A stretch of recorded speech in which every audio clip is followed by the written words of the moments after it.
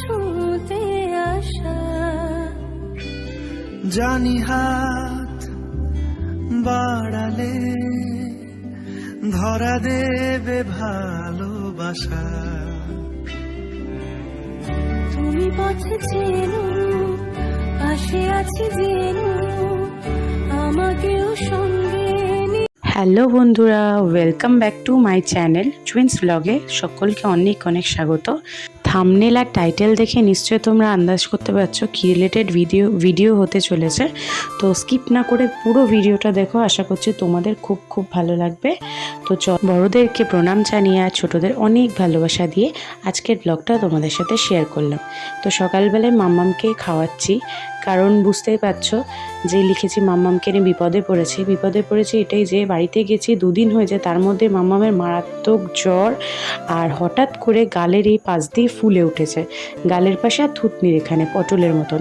তো ফুলে ওঠাতে আমি তো ভাবছি না একটা কিছু সিরিয়াস হয়েছে, আমাকে এবার মেয়েকে নিয়ে ডাক্তার দেখাতেই হবে। তো আমি কি করেছি, মাম্মামকে তাড়াতাড়ি করে খাওয়াচ্ছি। আর 2 দিন ধরে না মেয়ে আমার ম্যাগি খেতে ভালোবাসে, সেটাও খাচ্ছে না। মানে শরীরটা এতটাই খারাপ যে ও কিছুই খেতে চাইছে না।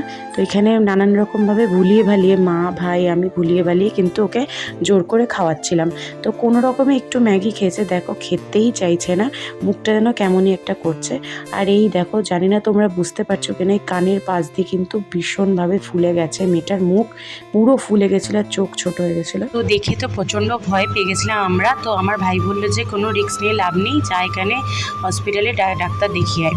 তো এখানে একটা প্রাইভেট হসপিটাল আছে, এখানে প্রচুর ডাক্তার বসে, সার্জেন্ট ডাক্তার, তো ওখানেই দেখাবো কলকাতায়।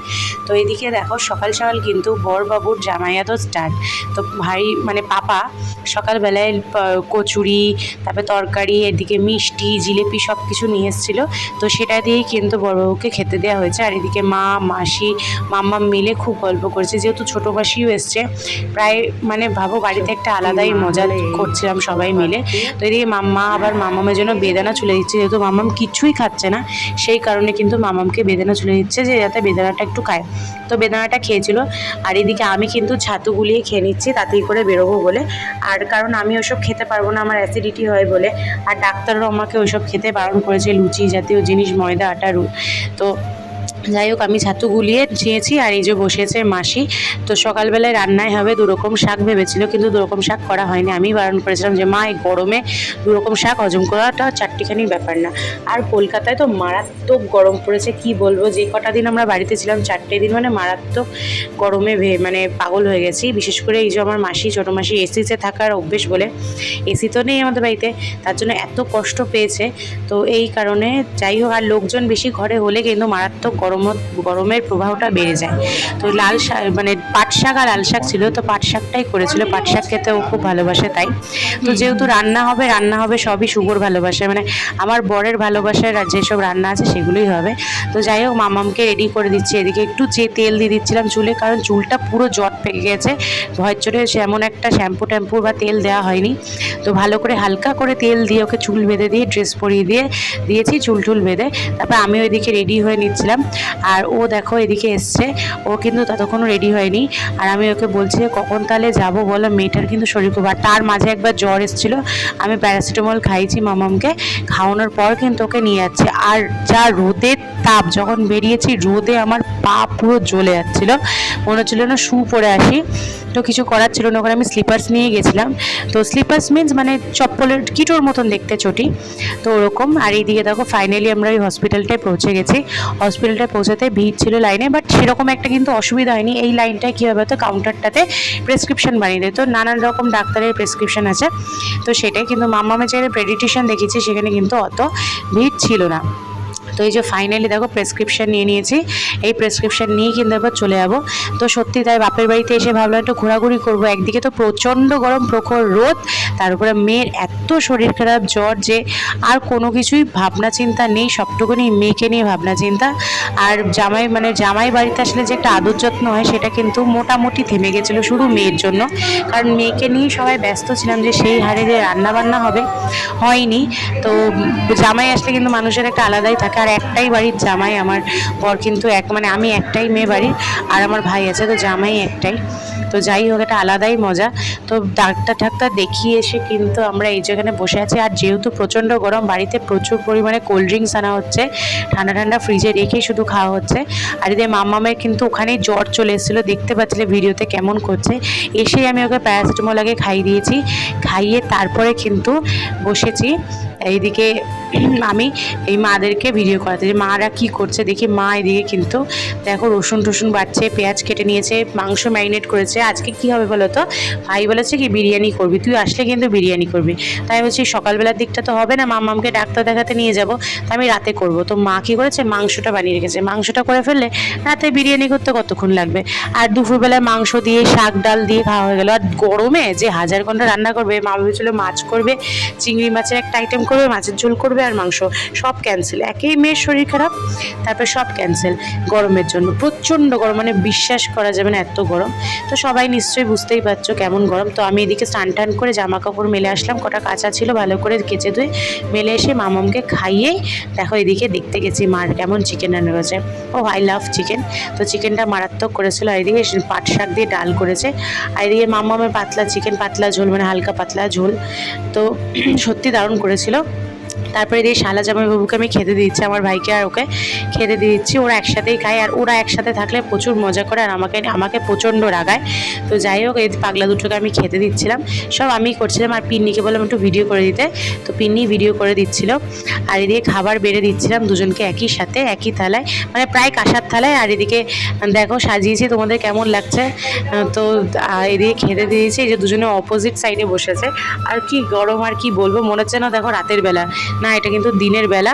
আর গরমে মানুষ পাগল হয়ে যাচ্ছে, আর কিছু বলার নেই। তো দেখো মুখ দেখলে বুঝতে হবে যে কতটা গরমে আমরা ঘামছিলাম। তো দেখো এটা সন্ধেবেলায়, মানে দুপুরবেলায় খাওয়া দাওয়া কমপ্লিট করে সন্ধেবেলায় এদিকে একটু বাইরে বেরিয়ে স্বস্তি নিচ্ছিলাম, একটু হাওয়া দিচ্ছিল বলে। তাও কি গরম কি বলবো। তারপরে মামাম একটু বেরিয়েছিল ওর মামার সাথে আর পাপার সাথে। তো মামামকে নিয়ে চলে এসছে। তো কিছু মনে আনতে দিয়েছিলাম, যাই হোক মনে নেই সেটা। তো এখন দেখো এদিকে বিরিয়ানি করবো বলে বেরেস্তা বানিয়ে নেবো ফার্স্টে। আর বিরিয়ানিতে আমার মেন ইনগ্রিডিয়েন্টস হচ্ছে বেরেস্তা না হলে বিরিয়ানির সত্যি সেই টেস্ট আসে না। একটা যে মিষ্টি মিষ্টি ভাবের পেঁয়াজের যে আসে সেটা আসে না। আমার ভীষণ ভালো লাগে এই ব্রাউন বেরেস্তাগুলো খেতে পেঁয়াজে। আর এদিকে মা মাসি দেখো গল্প করছে, আর আমি এদিকে তেল নিয়ে নিয়েছি, সাদা তেলেই কিন্তু ভাজবো। আর সাদা তেলেই কিন্তু বেরেস্তাটা ভাজতে হয়, বিরিয়ানি সাদা তেলেই ভালো লাগে যারা জানো।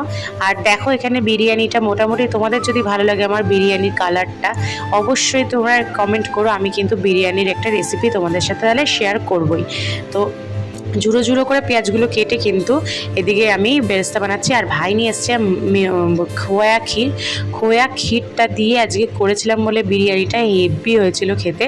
মানে একটা যে খোয়া ক্ষীরে যে তৈলাক্ত ভাব আর একটা মিষ্টি হালকা নোনতা মিষ্টি ভাব আসে, সেটা দারুণ লাগে। তারপর আমি খোয়া ক্ষীরগুলো গুঁড়ো করে এদিকে নিচে যা নোংরা পড়েছে পরিষ্কার করে আর একটা নতুন মেন ইনগ্রিডিয়েন্টস দেবো, সেটা হচ্ছে কামধেনু রং আর দেবো না, দেবো হচ্ছে এদের কেসার। ভাই নিয়ে এসেছিলো কেসার, তো কেসারটা গরম জলে ভিজিয়ে রেখেছিলাম। দুধটা ছিল না, দুধটাই ভুল হয়েছিল, দুধটা আনানো হয়নি। তো কেসারে ভেজানোতে কালারটা যা এসেছিলো বিরিয়ানির যেটা কালার, মানে ন্যাচারাল যে কালারটা কেসারেই কিন্তু সুন্দর আসে আমার মনে হয়। তারপরে আমি কী করি বলতো, একটা বাটির মধ্যে গরম মশলা থাকে, গরম মশলা আমরা কিন্তু গুঁড়ো গরম মশলা দিলে বাটা গরম মশলার যে একটা দারুণ গন্ধ আসে, সেই বিরিয়ানি গরম মশলাটা দেওয়া হয়। তার মধ্যে বিরিয়ানি মশলা, কেওড়ার জল, গোলাপ জল আর দুধ আর ওই দিয়ে ভালো করে যদি মিশিয়ে দেওয়া যায় কিন্তু দারুণ একটা টেস্ট আসে আর গন্ধটা দারুণ আসে। বিরিয়ানির মেন হচ্ছে গন্ধ। তো যাই হোক দেখো এদিকে কিন্তু আমি বিরিয়ানিটা বানাচ্ছি। এমনিতে ভাইয়ের রিকোয়েস্টে কিন্তু বিরিয়ানিটা বানানো, কিন্তু মাম্মামের শরীর খারাপের জন্যই কিন্তু মেন কথা জামাই আদরটা একটু কমই পড়ে গেল। তো বড়বাবুর জামাই আদর কিন্তু আরও অনেক বেশি করে, কিন্তু বড়বাবু মেন কথা খেতে পারেন না। মানে ওকে যা রোজ একই মানে একদিনে অনেক পদ দেবো হবে না, ওকে দুটো করে পদ দিতে হবে। মানে 4 দিন থাকবে 4 দিনে খাওয়াতে হবে, 5 দিন থাকবে 5 দিনে, কিন্তু অতদিন তো থাকেই না।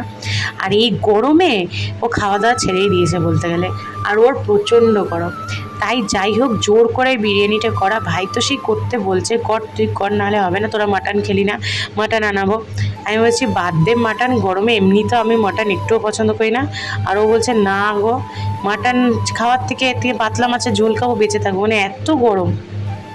তো যাই হোক দেখো এইদিকে আমি আটা দিয়ে চারিদিকটা আটকে দিয়েছিলাম সিল করে, তাহলে কী হয় বলো তো, হাওয়াটা বাষ্পটা ভেতরে বাইরে বেরোবে না, ওই বাষ্পটাতেই কিন্তু একটা দারুণ গন্ধ আসে। তারপরে শেষে দেখো এই যে বিরিয়ানি হয়ে গেছে। দুটো ডেচকিতে করেছিলাম, একটা স্টিলে আর একটা অ্যালুমিনিয়াম ডেচকিতে করাতে না, কেন অনেকটা বিরিয়ানি তো করতে একটু জায়গা লাগে। আর মার কী বলতো এখানে ছোটো সংসার তো, তার জন্য সবই ছোটো ছোটো।